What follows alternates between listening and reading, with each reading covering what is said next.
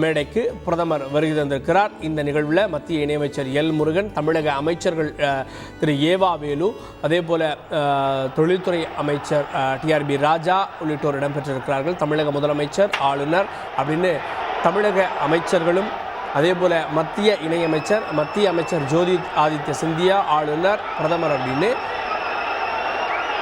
விழா மேடையை அலங்கரித்துக் கொண்டிருக்கின்றனர்.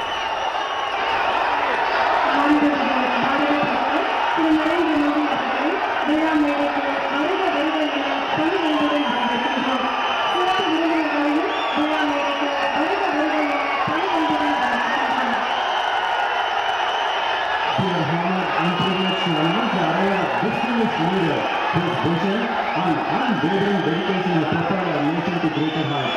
It is with immense pride that we welcome the Honorable Prime Minister of India, Shri Narendra Modi ji, to the dais.